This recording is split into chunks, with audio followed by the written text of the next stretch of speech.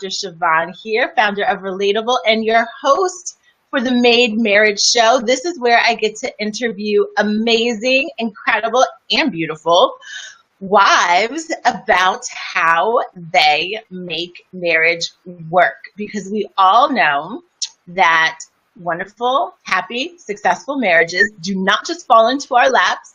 They don't just happen by wishful thinking, that they are made. And the way we make our marriages has a lot to do with our thoughts, our actions, and our behaviors. So I just want to encourage all of you that happen to be watching to think about how you're thinking about your marriage. What are the thoughts you have about your husband? What are the thoughts you have about yourself in your marriage? And how is that thinking having an impact on the results that you are seeing? That's just food for thought. But right now, I am so excited to get started with our guest. And I'm going to let her introduce herself and share who she is, what she does, and how she makes marriage work, some of those essential ingredients that she feels are important for a successful and happy marriage. So take it away. Okay. Hello, Dr. Siobhan. Thank you so very much. Dr. Siobhan, thank you so very much for having me on. I'm so looking forward to having this conversation. And to everyone out there on Facebook Live, my name is Daniela Fain. And of course, I'm married. That's an obvious one. I am a mother of two very active girls. I am in the finance area of a relatively large nonprofit. I am also an ordained clergy. I spent many years in full-time ministry, and now I just do that part-time. And let's see, what are some of my key ingredients about making my marriage work? I was thinking there are four, to me, important words that I use for that. And the first one I would say is commitment. The second one would be faith. The third one would be respect. And I think the last thing that I would add would be fun, definitely fun.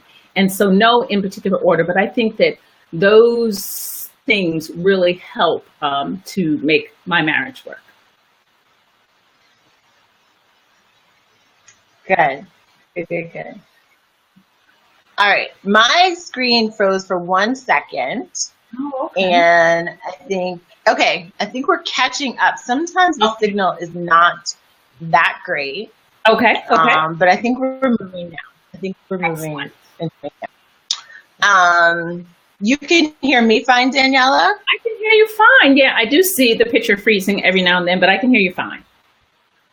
Okay, good. We had this problem last week too, so I'm hoping it's not going to be too much of an issue. For those of you who are watching, let's just say hello. Let us know that you're there in the comments. Just say a hiya or hi, hello, whatever you choose. And Daniela, let me ask you this, too, because your nameplate is sort of like covering your face a little bit. I want to make sure everyone can see your beautiful face. All right. And let me know. So my mom is watching. She says, hi, Mom. Thanks for watching. It's freezing or for having to, it's not the deal about going on. Comments or that things are. But Daniela, you can hear me fine, right? I can hear you. Okay, so it's catching up. Sometimes it just needs to get in a little groove. Just pray that God would smooth things out in this broadcast, information that I know we want to share with folks. So going right along, Daniela, tell us about how you came to meet and date and marry your husband. Okay, well, first, My husband's name is Alex. Because I'll just go right into that. So I met Alex at a church function. Surprise, surprise, surprise.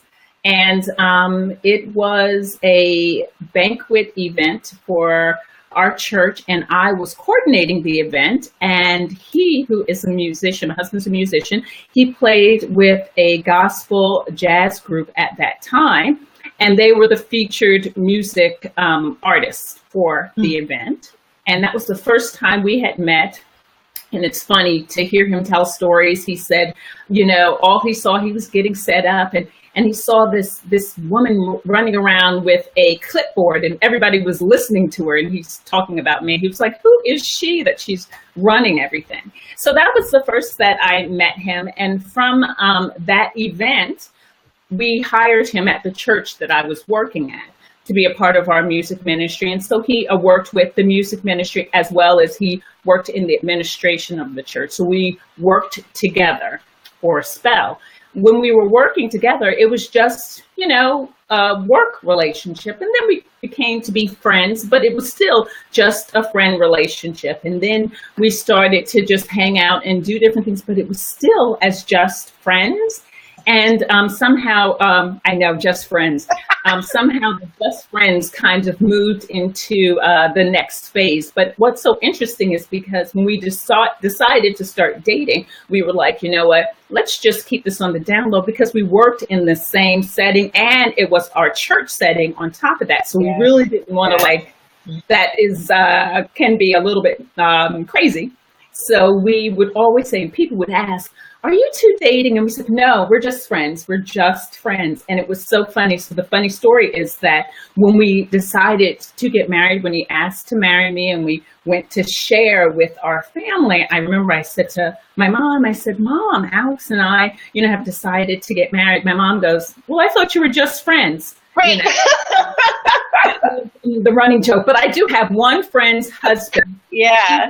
He would question me all the time. He was like, you're not just friends. I know it's more. But we thought that it would be much more professional since we worked together. I was a minister in the church. He was employed by the church, just to kind of keep it a little private until it was something to announce. So that's how we met and how we ended up getting married. So from the time he asked me to marry him, it took 3 months to whip that wedding up.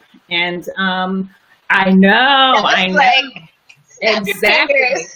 Exactly. And then we were married. And so that's pretty much it. Very good. I love it. So tell me, Daniela, marriage is full of surprises. It is an amazing gift to our lives, but it's also full of many surprises. What would you say, as you think of the time you and Alex have been married, what would you say has been the most surprising aspect about marriage for you? Okay. So first, as I already indicated, that we knew each other for a while, but we also dated for a while. So I thought we did a good job of making sure, checking off all the boxes. I knew that we had common values and things of that nature, but in the midst of it, I didn't realize how different people we were. And we're two very different people. And what do I mean by that? For example, he is a risk taker. I am risk averse, so our approaches to life are very different, and you don't see that until you're in the everyday life. And so I think that was a shock to me, and that was something that we had to really work on to make sure that it didn't get in the way of our actual relationship. Yeah, I have to say, it's so amazing. It seems like when you're dating, you find all the reasons and the ways that you are similar, and those are magnified. And then when you get married and life comes at you and you have major decisions to make or just life to live together, it's like all of a sudden, yes, I knew we were different, but wow, we're really different. So that is very, very true. And then thinking about that, go ahead. Oh, no, I was just going to say, and the difference isn't a bad thing. And I think that's sometimes where people kind of miss the mark. The difference, you need to just respect each other's differences and see in our situation, when my differences are probably better for the scenario and when his differences are better. So for another example I would give you, when we moved into our current house, we had seen the house before we sold the other house. And he was like, let's just do it. And of course, risk averse me, I'm like, whoa, we have to get everything in order. And he's like, no, let's really pray about it. Let's ask the Lord, because, we're people of faith. And I went along with him. I was like, okay, I'm going to trust him on this one. And, amazingly so, everything worked out. And so I think that if we give way to our differences, to not be in opposition, but kind of support one another, it kind of helps the relationship. Yeah, I love that example. That's a really great one. And I think, it's one thing to say, like, yes, respect your differences, right? Like, it feels so good to say that. It feels so good to believe that, right? But it's hard, right? It's hard. Can you share, like, how you've done that, like really done it, right? Because it's very easy to say, just respect your differences. And yes, in that instance, his tendency to be a little bit more risky and you allowing him to lead in that space worked out for you. But, I'm sure as all of us and all of the women that are watching as well, it's sort of like, but sometimes it doesn't, right? Sometimes those differences do clash. And so what do you think are some of the that respect each other's differences really real, like really real? Yeah, I think for me, it's talking to myself, and keeping it in the forefront of my mind. Or when we are in a very intense conversation, shall we say. I love it. Just trying to keep focused on the big picture and not let the little things get in the way, not to let our differences get in the way, kind of try to look above it. But it's challenging. And I think it depends on the issue. The more, I guess, important the issue is, sometimes the more difficult it is to respect the differences and to appreciate each other's differences. But it's really definitely talking to myself. I was like, okay, and making sure I'm not getting emotionally connected in it, and that I am saying, wait a minute, let's figure out a way. And sometimes, I'm sorry, I'm cutting my own self off, but sometimes I think that we give rules. A couple friend of ours talks about these rules of engagement, and sometimes we give rules to the conversation when we know it's our differences that are at odds. We're like, okay, let's take a break. Now it's your time to speak, your time to share your perspective. Just listen, repeat back what I've said. And so we do those little exercises to make sure that we're hearing each other so that we can give space for our differences not to be at odds with one another. I love that. The rules of engagement. Those are, when I was going to ask you, what are some of the rules of engagement that you guys use? And I'm like, oh, those are exactly the ones that I teach people. And it's great, because it's one of those things where it's so funny. I can remember some conversations, even that my own husband and I have in our household. And if you were eavesdropping on it, it would seem like we were having a business meeting. But I think a lot of times we have to apply those same principles of diplomacy, of respect, of to do at work, right? Because we don't want to lose our job. We don't want to be the crazy person not having any manners in a business conversation. Yet when it comes to our relationship with family members, like all of that decorum, all of that manners, all of those manners sort of go out the wayside. And I love this concept of having rules of engagement, especially when you can anticipate that, okay, this is an issue that we always sort of don't see eye to eye on, or where my differences and your differences really can come to a head. So let's agree, let's decide ahead of time, which is another principle that I teach, that this is how this conversation is going to go. These are the things that we're going to hold ourselves accountable for so that we can actually have a productive conversation. And I think that sort of formality is really foreign to people, especially in such an intimate relationship, that you think you don't need those things. You think that you'll just automatically figure out. Not so. So I love this concept of rules of engagement. That's fantastic. Those said hi say hi. We'd love to know that you're there. And even if you're watching this on a replay, we'd still like to know that you watched and that you said hi to us. So how about this, Daniela?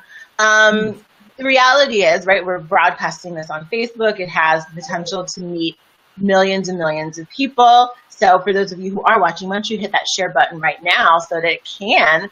And there may be someone watching who is just in a point in their marriage where they're not quite sure which way to go, where maybe they're feeling a little bit hopeless, where maybe some of the issues that they have been grappling with are just not being resolved, and separation is an option, divorce is an option. They're feeling really sort of down about the whole situation and maybe feel that ending the marriage is the better option for me. Mm-hmm. And of course, we're not talking about those situations with abuse or where anyone's safety is in danger, but what might you say to the woman who, or the man even, who's in that space of sort of one foot out the door, not quite sure what to do? What advice might you give?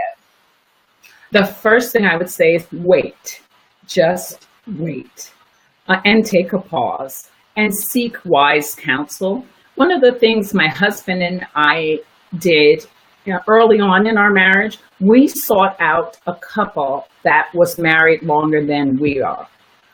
And we further developed our relationship with them, and they sort of became our mentors. And so as we were going through different experiences, like, first having a child and how that kind of changes the dynamic in the household, you have someone who's already been through it that kind of coached us and kind of guided us through. And that's the same thing as well, with, when you have challenges and you don't think that, your marriage is going to make it, to seek wise counsel. It's makes it easier if it is a couple, but if not, then seek a marriage counselor. But just wait and just kind of take a pause and take inventory before you just immediately go to that's it, because marriage honestly is not for the faint of heart. It is definitely a journey and not a sprint. And so there will be times when the terrain on your travels will get rough, but know that it won't be like that always. Yeah. And, so I would just encourage wise counsel. That's great. That's really great. And speaking of the fact that, marriage is a journey and it's not for the faint at heart, I feel like there's so many lessons that we learn once you get into it, right? And so if you could sort of transport yourself back in time when you're, managing that event and coordinating things before you and Alex got married, what are some of the things that you feel like your single self or a single self, maybe there's a single woman watching this now, or even a married woman, I think you can apply these same principles. What are some of the things you feel like you may need to work on within yourself to make your marriage a success? Let's see, what do I need to, there's a number of things. One of the things I would say is, one thing I've learned about my marriage, it really is a reflection on who I am, And so sometimes you see in the reflection of your husband parts of yourself that you didn't realize was being displayed. And so I think that it helps you to kind of have a different look on things. But I think what I would tell to my single self would probably be kind of have a better understanding of my relationship with money and how I see money. And understand, because I think that there's emotional attachments that we have to money, and sometimes different people have different philosophies behind it. And if you kind of understand that, because I know a lot of marriages have challenges around finances. Yeah. And when they don't come to the understanding of money in the same way, it begins to kind of create a friction. So I think for me to understand in myself on how I saw money and know that before I came to the relationship, because I think I had a different relationship with money that probably caused a little rubs here and there in our journey. I'll raise my hand to that one too. And I think, it's so true. And I love that, it's sort of like, what is my relationship with money, right? Like not necessarily judging your spouse's But what is your relationship, and how can you better, understand it for yourself and be proud of your relationship with money, right? Because I think when it comes to money and when it comes to some of the clashes in marriages around it, there's a lot of shame there, right? Because usually one person is sort of quote unquote more financially responsible. Maybe they're a little bit more cautious in investments that they make or how they spend their money. Maybe they track how they spend their money very carefully. Maybe another one has a more, and when you get the person who feels like their way maybe is being judged by the other, it carries a lot of shame, and you feel shameful. And so it's not until you sort of remove that other person's perspective and really just focus internally on yourself that I think you can sort of chip away at some of the shame and then identify for yourself like what you want your own relationship with money to be. So that's probably, I feel like we could probably do a whole nother episode on marriage and money. And I've got some ideas for that coming up. So for those of you watching, definitely, keep your eye on this page. I'll be sharing some of those details later, but absolutely, I couldn't agree with you more. So we're doing good. Hi.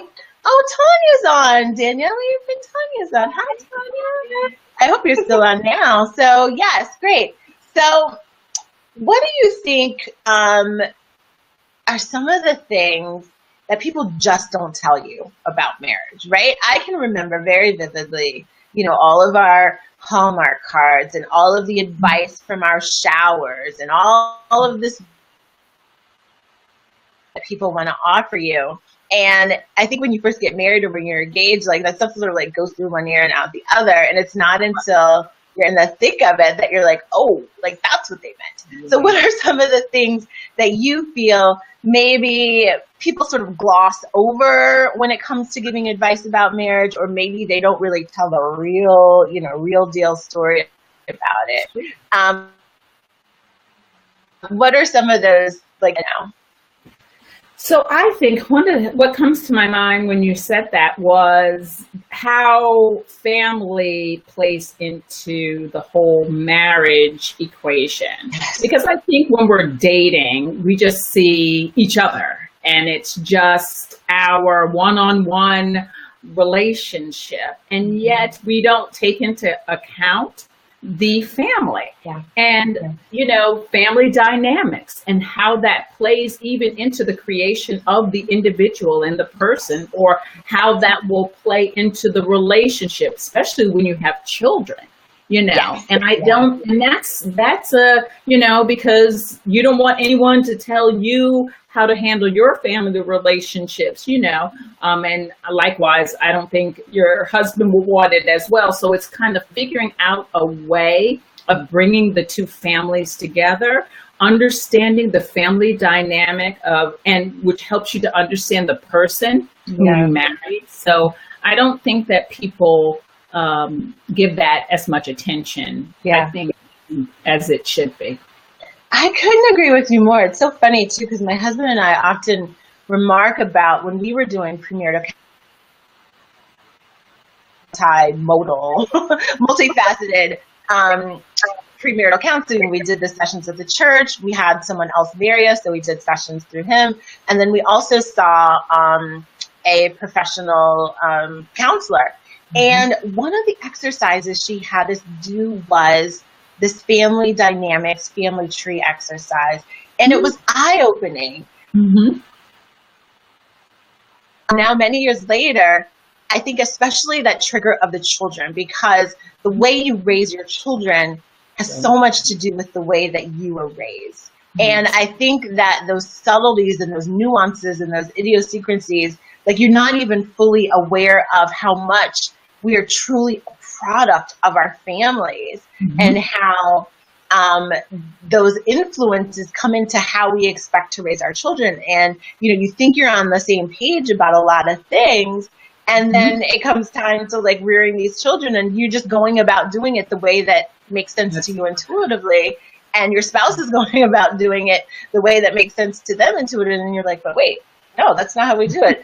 And one of the best pieces of advice that I got was actually from a relationship coach that Shubin and I were going to, was you know, when you're married, you have the opportunity to create your new whatever, right? Like you don't have to do it the way you were raised. You don't have to do it the way they were raised, but that this is a blank slate for the two of you to create together and to leave your own legacy within your own family. But I could not agree with you more that those family dynamics, for good and for, you know, an opportunity for growth, are so inherent in the marriage that I think no one really understands that until they're in it. So you really hit the nail on the head with that one. Thank you. So we're going to get into the point. So we're going to get into the point of the show where you guys get to guess how long you think my amazing guest has been married. So go ahead, those guesses, and how long you think the lovely Daniela and Alex have been married. I'll wait because there's a little bit of a delay when those comments come in, and we'll reveal that in a second. And while people are guessing, Daniela, share with us maybe your ideas or some of the healthy rituals or practices that you've been able to incorporate into your own marriage that you might recommend to someone else. Wow, it's so interesting that you should say that. We do this one thing, and when I started to do it when we first got married, oh my goodness gracious, my husband was like, really? Again? Really? So we just, periodically, I'll just say to him, what was it that you fell in love with me? You know, what was it that made you fall in love with me? And he was like, I told you already. I want to hear it again. When was the first time that you knew that you were in love with me? You know, what is it about me? And I would do the same for him. I would share, you know, when did I know that I loved him? When was the first time that it just clicked for me? What is it about him as a person that I love?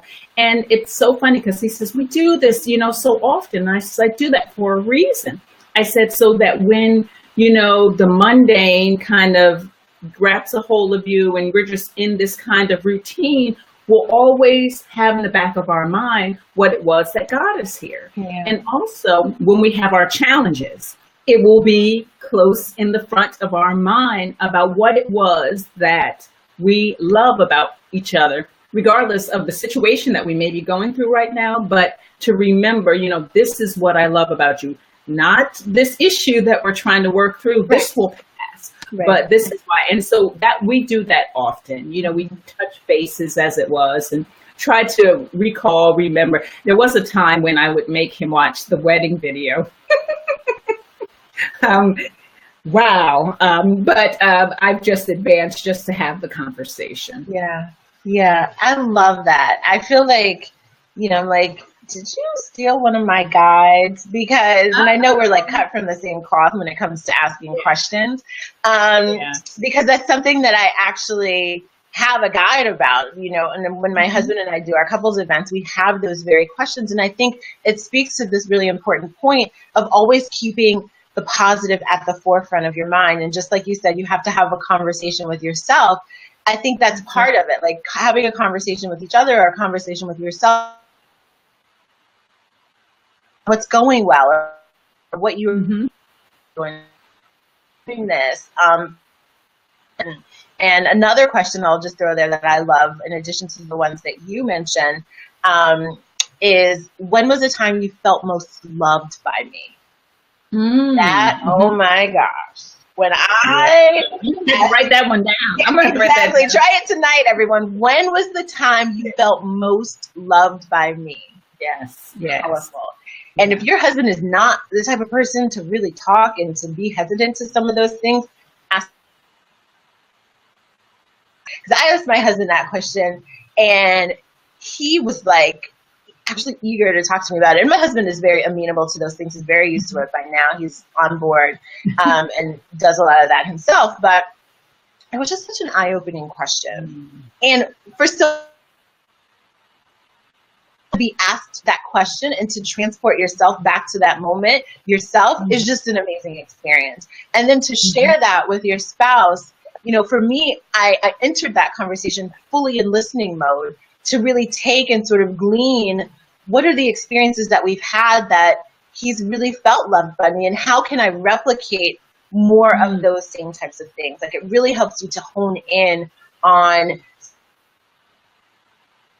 languages, right? So that's a book that a lot of people have read and, you know, really refer to a lot. I think a question like that, when was the time you felt most loved by me, takes that learning even deeper, because then you have a very concrete example in your head. So I love your little check-in questions. That's amazing. Those are great. Great. All right. So someone is saying 24 years. You are so wise, Daniela. These 35 years. But you're only like 17, so I don't even know how you could marry, you know, 24 or 35 years. But we would love to know if you will be willing to share with us how long you have been making your marriage work. Okay. Are you ready? I'm ready. I feel like drum roll, right? That's it. So I'm coming up September 22nd of 2017. I would have been married, my husband and I have been married for 15 years. Fantastic! 15! I love it. That is amazing. That's amazing, Daniela. Congratulations. Thank you. So what would you like to leave our audience with, right? So what kind of, you know, quote, statement, scripture, message, what is sort of a parting advice that you'd like to give for all the people that will watch this broadcast? Well, let's see. I think that not necessarily a scripture, but I guess a faith statement. I would say that it's important to keep God in the center of your marriage. And what I would say, your commitment first is to Him, even before to each other. And, you know, to stay married, you need Him in the center. And as I said earlier, you know, marriage is a marathon, but marriage is to be enjoyed.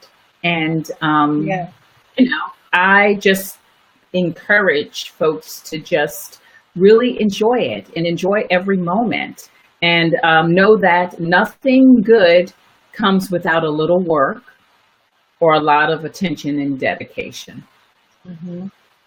That's great. Great. So I love this conversation, Daniela. I wish I could, you know, have these conversations every single day with people. But it really highlights to me just how much as women, we sort of need to connect with each other around these, getting together and talking with like-minded people about marriage, all of its amazing, wonderful experiences, and all of the challenges that you have to really sort of look within yourself, talk to yourself, put that time and attention into. And I think a lot of times, you know, marriage can feel like an isolating experience. Like, it's very something that people hold close to the chest. There's not a lot of people that you can talk to about marriage, about who you are in your marriage and the things that you're hoping and praying and wanting to see. And I love these types of conversations that we get to have here on the Made Marriage Show. And I just want to let anyone that's watching know that there are multiple opportunities for you to actually even be a part of a conversation like this. So if you are in the Washington, D.C. area, on September 16th, I'm actually doing an event. It is called the Real Wife Life event, where it is an afternoon of discussion about the realities of marriage, all its glory, all its challenges, and everything in between, where you can have the opportunity to connect with like-minded women in a fun, because fun is so important to me, in a fun and engaging atmosphere where you will be encouraged, you will be empowered, and you will be equipped to make your marriage the best it can be. So for those of you who might be able to join us in DC, be sure to check out the events tab here on the Relatable Facebook page. And for those of you in the New Jersey area, which I know Daniela is in New Jersey with me, I will be doing something later in December. So be sure to stay close and keep your eyes and ears open for those opportunities here. And if you're somewhere else, let me know where you're from. Let me know where you live. I would love to visit you. Maybe we'll be able to bring something to your neck of the woods.